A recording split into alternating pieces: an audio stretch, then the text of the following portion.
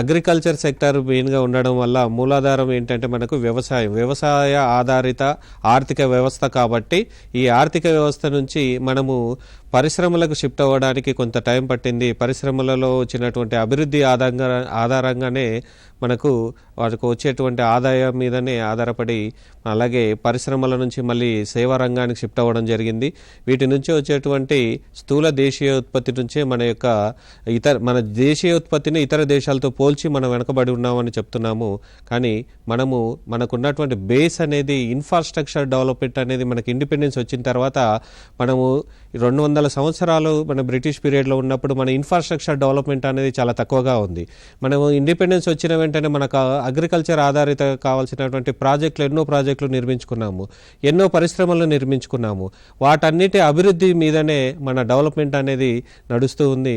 ఇంకా కొద్దిగా స్లోగా ఉన్న అభివృద్ధి పథంలోనే కొనసాగుతున్నాము అని చెప్తున్నాము.